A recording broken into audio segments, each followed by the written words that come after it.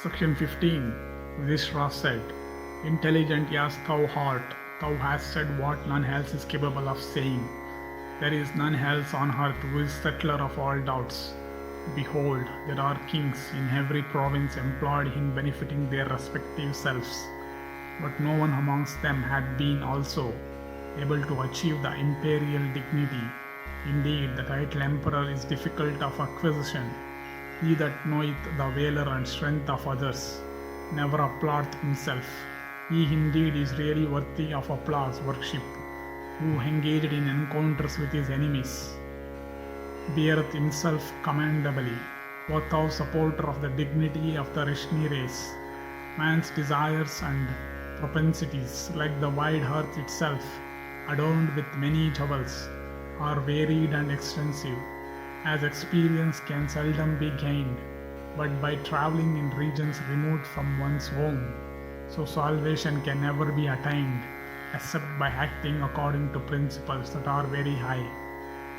Compared with the ordinary level of our desire and propensities, I regard peace of mind as the highest object here, for from the quality may proceed my prosperity. In my judgment, if I undertake to celebrate this sacrifice, I shall never win the highest reward. O Janardana, endued with energy and intelligence, these that have been born in our race think that some one amongst them will at one time become the foremost amongst all Kshatriyas. But O exalted one, we also were all frightened by the fear of Jarasandha, and O sinless one, by the wickedness of that monarch. O thou invincible in battle, the might of thy arm is my refuge.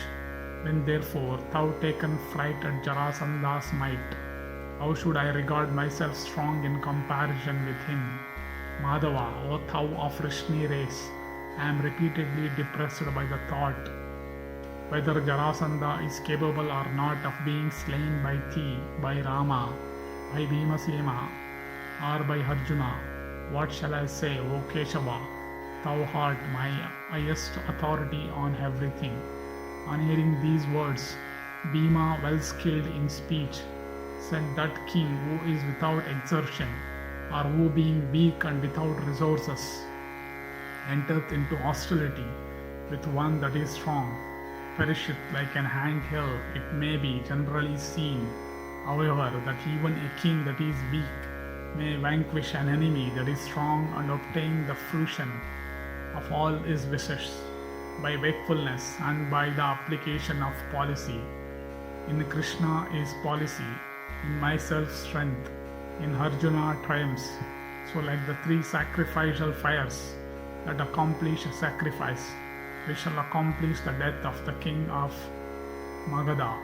Krishna then said, one that is immature in understanding seeketh the fruition of his desire without an eye to what may happen to him in future.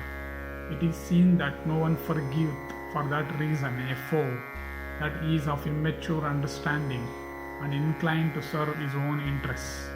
It hath been heard by us that in the Krita age, having brought every one under their subjugation, Yavanas, by the abolition of all taxes, Bhagiratha by his kind treatment to his subjects, Kartavirya by the energy of his asceticism, the Lord Bharata by his strength and valour, and Maruta by his prosperity.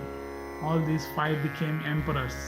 But O Yudhisthira, thou who covetest the impartial dignity, deserves it not by one but by all these qualities, viz. Victory, protection afforded to thy people, virtue, prosperity, and policy.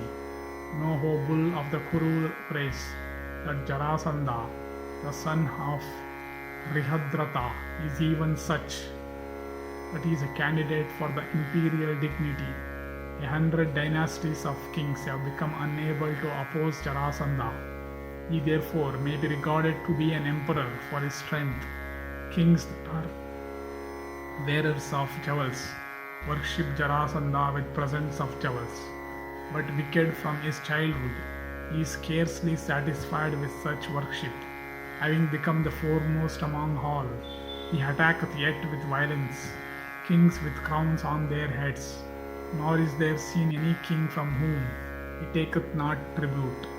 Thus hath he brought under his sway nearly 100 kings.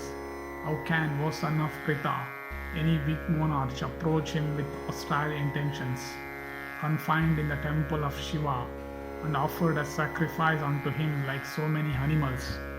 Do not these monarchs, dedicated unto that god, feel the most poignant misery? O bull of the Bharata race, a Kshatriya that dieth in battle is ever regarded with respect. Why shall we not, therefore, meet together and oppose Jarasandha in battle? He hath already bought 86 kings, 14 only are wanting to complete 100. As soon as he obtained those 14, he will begin his cruel act. He that shall be able to obstruct that act will surely win blazing renown, and he that will vanquish Jarasandha will surely become the emperor of all the Kshatriyas. Thus ends the 15th section in the Rajasuyarambha Parva of the Sabha Parva.